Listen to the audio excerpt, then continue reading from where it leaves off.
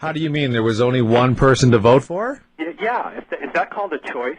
No. It's just one person on the ballot. Or people say you only have really two choices in the United States between a Republican and a Democrat. If you do want to vote Green or Libertarian or Independent, then you're told that you're wasting your vote or you're throwing your vote away. And that makes the voting booth sound like a garbage can. That's totally correct. And then a guy named Ralph Nader came along. Sorry, I'm probably getting his name wrong as well. Nader, yeah. And Nader. You know who wanted him off the ballot?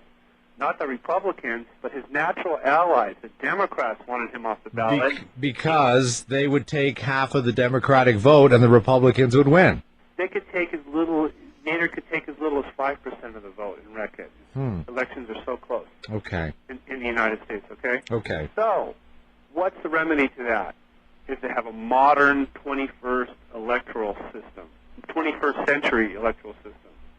And look at the voters in San Francisco used a system similar to STV, like you ranked your top three choices for the Board of Supervisors. Okay. So no more wasted votes, no more throwing your votes away. More choices for voters. Less negative campaigning. In San Francisco, it's called ranked choice voting, similar to STV, you had candidates actually endorsing each other and co-hosting events for each other because ranked ballots like STV encourage positive campaigning. Because if you might not be a person's first choice, if you want to be their second or third choice. You don't want to disparage people. You want to bring people in, and they're more inclusive, multi-member riding. It's more inclusive. So would you say that this is probably the root, or was this the bud of what is known as the single transferable vote that we're hearing about up here in British Columbia right now? It's single transferable vote is a modern electoral system. I don't know if you really understand how a computer works. I mean, I'm not a computer repairman by any means. Me neither. But I know that a computer has a hard drive. Yes. And it has a processor. That's right, yeah. And it has an operating system. Those are the three main things in a computer, okay? Yeah. Well, look at our hard drive is what? We're a mature democracy, respectively. Canada and the United States. We've been around for a while. We've got a big hard drive. We can handle the information. Mm-hmm. Processor. We can do it. We're an advanced, modern society. We can handle the information fast. We're used to sophistication, okay? Okay.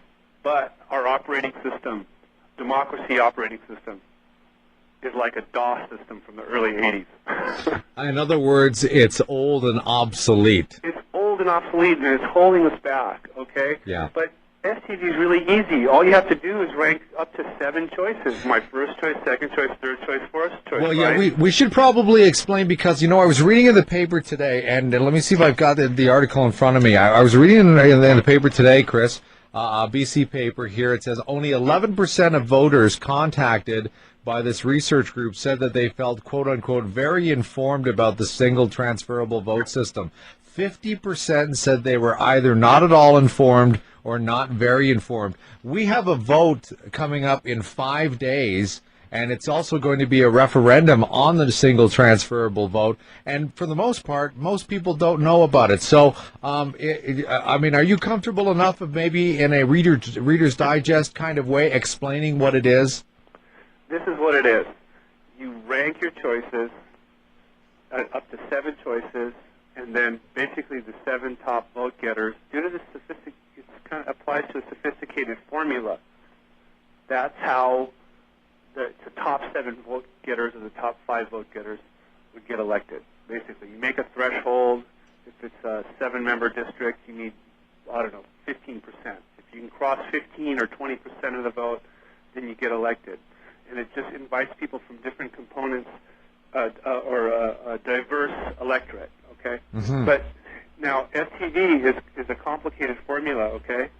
But every electoral system, first past the post, is complicated because when you draw the ridings, okay, when you draw the districts, you need people who are experts in demographics. They're they have a handle on a really complicated technology. So what they're doing is, and what FTV does is it takes that sophistication out of the hands of like politician demographers or some kind of commission and puts it in the hands of voters. Which is something that I don't think we've ever had the opportunity to have before. If I can just add to it a little bit, in Canada, when they elect say a new leader for a party, okay, they'll have maybe 3 or 4 people that want to become the leader of, say, the Liberal Party. Well, this is just off the top of my head, just hypothetically speaking here.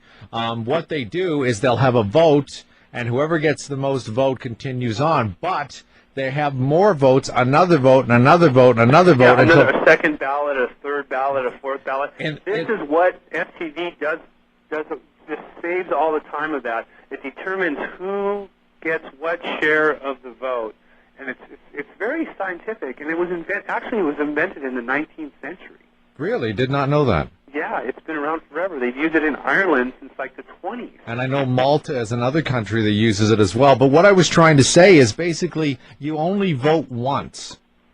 Do you not? You put the votes. You have one piece of paper. You go in and you vote once, and you pick your first choice, your second choice, your third, fourth, fifth, sixth. One vote, but with your choices. And so if you have a 5-member riding, the top 5 vote getters, it's proportional to the vote get elected. But it's called proportional representation, but it's also called full representation, and it's inclusive. Everybody's invited to the table. So you have some conservatives will get elected, some liberals, right wingers will get elected, left wingers will get elected, centrists could get elected. You know what I mean?